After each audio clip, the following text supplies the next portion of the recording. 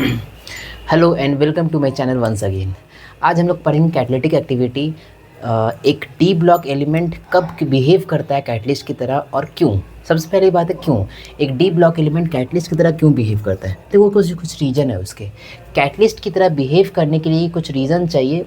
वो सब रीज़न मैं बता चुका हूँ यहाँ पर। क्या है? Large surface area. अगर डी ब्लॉक एलिमेंट या उसके कंपाउंड में सरफेस एरिया उसका अगर लार्ज हो, दैट इज़ बड़ा सरफेस, एक सरफेस का जो एरिया हो ज़्यादा हो, that is called large surface area. और अगर एक किसी भी सब्सटेंस का सरफेस एरिया अगर ज़्यादा है तो वो बिहेव करेगा कैटलिस्ट की तरह।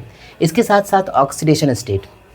हम लोग जान चुके हैं कि 3D और 4s के बीच का एनर्जी लेवल बहुत ही कम होता है। अगर मैं मान के चलूँ कि 3D और 4s, suppose this is 3D and this is 4s, ठीक है। इलेक्ट्रॉन निकलने में सबसे बड़ा एनर्जी देते हैं 4s से निकलता है, लेकिन एनर्जी डिफरेंस इतना कम होता है कि अगर एनर्जी देंगे तो 4s के साथ साथ 3D से भी एनर्जी निकल जाएगा, ठीक है, due to low energy difference और लेस एनर्जी डिफरेंस। तो अब इलेक्ट्रॉन्स बहुत ज़्यादा निकल जाता है, तो उसी के कारण ये ऑक्सीडेशन स्टेट हर एक डी ब्लॉक एलिमेंट का, कुछ एलिमेंट को छोड़कर, जैसे स्कैंडियम हुआ, जिंक हुआ, सभी का ऑक्सीडेशन स्टेट क्या होता है, वेरिएबल हम लोग शो करते हैं, बताते हैं ना। इसके बाद क्या है यहाँ पर डी, देखो कभी भी कैटलिस्ट को हम लोग, कैटलिस्ट का कारण क्या होता है, why an element shows behave as a catalyst.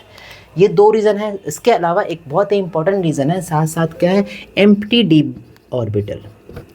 Empty D orbital, अगर डी ऑर्बिटल खाली है या हम लोग बोल सकते हैं कंप्लीटली फिल्ड नहीं है, तो वो बिहेव करेगा कैटलिस्ट की तरह। हम लोग जानते हैं कैटलिस्ट क्या होता है। कैटलिस्ट दो तरह का होता है, एक प्रोमोटर, एक डीमोटर। प्रमोटर जो रिएक्शन को फास्ट करता है, डीमोटर मतलब जो रिएक्शन को स्लो करता है, ठीक है। तो कैटलिस्ट के बिहेव, एक एलिमेंट या उसका कंपाउंड कैटलिस्ट की तरह क्यों बिहेव करता है, क्योंकि सरफेस एरिया ज़्यादा होगा तब वेरिएबल ऑक्सीडेशन स्टेट होगा तब, या इसका डी ऑर्बिटल जो है, डी ऑर्बिटल है, वो डी ऑर्बिटल कम्प्लीटली फिल्ड नहीं होगा। अब जैसे एग्जांपल मैं बोलता हूँ, फर्स्ट सपोज मैं 3D सीरीज़ का एग्जांपल लेता हूँ। Suppose you have scandium, titanium, vanadium, chromium, manganese, iron, cobalt, निकल, कॉपर, जिंक। अगर मैं यहाँ पर देखूँ scandium, scandium variable oxidation state की तरह शो नहीं करता है। ओके, स्कैंडियम में अगर हम लोग इलेक्ट्रॉन एनर्जी देंगे तो इलेक्ट्रॉन क्या है, एक 3D में है और दो 4s में है, 4s2 3D1। तो जब एनर्जी देंगे तो तीनों इलेक्ट्रॉन एक साथ निकल जाता है, it will show +3 oxidation state, और इसका +3 ऑक्सीडेशन स्टेट ज़्यादा स्टेबल होता है। तो इसीलिए स्कैंडियम का यहाँ पर ऑक्सीडेशन स्टेट कितना होता है, +3। अब जैसे टाइटेनियम का अगर मैं देखूँ, टाइटेनियम इसका कॉन्फ़िगरेशन क्या है, 4s2 3d2। अब देखो 4s2 3d2, एनर्जी देंगे 4s से भी जाएगा +2, एक इलेक्ट्रॉन डी से गया तो +3, एक और इलेक्ट्रॉन डी से गया तो +4। तो ये वेरिएबल ऑक्सीडेशन स्टेट शो करता है, और ये यूज होता है कहाँ पर, ये यूज होता है, देखो टाइटेनियम का एक बहुत ही फेमस कैटलिस्ट है, इसे कहते हैं जिगलर-नाटा कैटलिस्ट, TiCl4 + Et3Al। इस ये क्या है, Et3 यहाँ पर क्या है, Et मतलब दो कार्बन, इथेन। आई होप तुम लोगों को पता होगा। अब देखो ये क्या है, इसे कहते हैं जिगलर-नाटा कैटलिस्ट, जिगलर-नाटा कैटलिस्ट, जिगलर-नाटा कैटलिस्ट, ठीक है। अब इसका काम क्या है, इसका काम क्या है, देखो इसका काम है, कभी भी हम लोग प्लास्टिक बनाते हैं, प्लास्टिक पता है, प्लास्टिक लो डेंसिटी भी होता है, हाई डेंसिटी भी होता है। तो कभी भी हाई डेंसिटी प्लास्टिक बनाते हैं, पॉलीथीन बनाते हैं। हाई डेंसिटी पॉलीथीन पता है क्या होता है, जैसे टाइल्स जैसे होता है ना, वो हाई डेंसिटी प्लास्टिक होता है।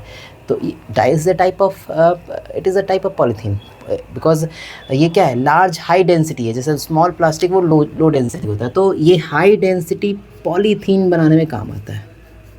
हाई डेंसिटी भारी भरकम प्लास्टिक जो होता है, ठीक है, तो हाई डेंसिटी पॉलीथीन बनाने में काम आता है।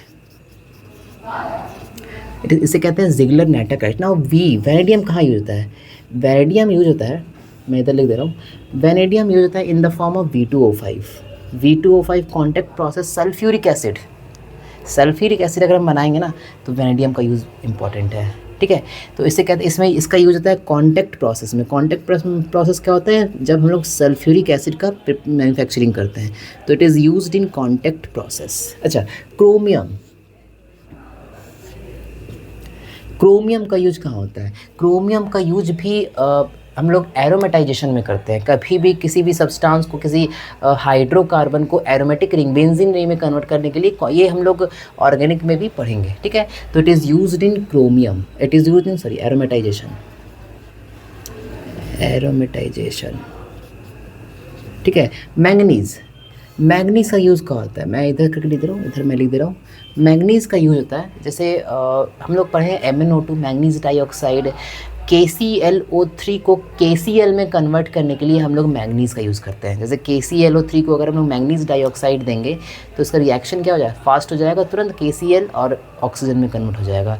तो during the manufacturing of KCl, मतलब potassium chloride from potassium chlorate, okay, so it is used to prepare KCl, to prepare KCl plus O2। जैसे मैं इधर एग्जांपल में दे रहा हूँ, KClO3 में अगर हम लोग मैंगनीज डाइऑक्साइड एज कैटलिस्ट देंगे तो ये कन्वर्ट होगा KCl और O2 में, बैलेंस करेंगे तो यहाँ पर क्या आएगा? 3O2। यहाँ पर तुम बैलेंस करते रहो इधर, ठीक है। तो अब देखो यहाँ पर ये हम लोग ऑक्सीजन मिल रहा है, तो ये ऑक्सीजन को प्रिपेयर करने में मतलब यहाँ पर कैटलिस्ट की तरह यूज़ करते हैं, ठीक है। आयरन, देखो आयरन एक बहुत ही इंपॉर्टेंट एक कंपाउंड है, अरे सॉरी एलिमेंट है, सॉरी। अब देखो आयरन का यूज हम लोग यहाँ पर क्या करते हैं? आयरन हॉट ट्यूब, ठीक है। आई होप तुम लोग क्लास 11 में पढ़ोगे, NCERT में भी है। किसी भी हाइड्रोकार्बन मतलब अल्कीन को अगर उसके एरोमेटिक रिंग में कन्वर्ट करना है तो क्या होगा? हम लोग उसे आयरन और हॉट ट्यूब में कन्वर्ट करेंगे। तो ये क्या है? एरोमेटाइजेशन में काम आता है। It is used in aromatization, okay. Cobalt बहुत famous lithium ion battery mobile के, तो लिथियम आयन बैटरी में भी काम आता है। निकल काम आता है हाइड्रोजनेशन में, कभी भी हम लोग हाइड्रोजन ऐड करेंगे किसी भी अल्कीन में तो ये हाइड्रोजनेशन में काम आएगा। कॉपर, देखो जिंक, अगर कॉपर की मैं अगर बात करूँ तो कॉपर भी एरोमेटिक रिंग में काम आता है। ये मैं इधर बोलता हूँ it is used in aromatisation. लेकिन जिंक अगर मैं बात करूँ तो जिंक का स्टेट क्या होता है? वेरिएबल ऑक्सीडेशन स्टेट नहीं होता है, इसका +2 ऑक्सीडेशन स्टेट में शो कर आता है जिंक हम ऑलरेडी। तो as it does not show variable oxidation state, zinc का वेरिएबल ऑक्सीडेशन स्टेट नहीं होता है, तो ये हम लोग इसको शो नहीं कर सकते हैं किसी भी कैटलिस्ट की तरह से। तो ये रहा कैटलिटिक एक्टिविटी पूरे 3D सीरीज़ का। इसके बाद हम लोग पढ़ेंगे पोटेशियम परमैंगनेट के बारे में। आई होप आप लोगों को समझ में आया होगा। कोई डाउट होगा, कोई प्रॉब्लम होगा, आप कमेंट कीजिए, लाइक कीजिए, शेयर कीजिए और सब्सक्राइब जरूर कीजिए। Thank you.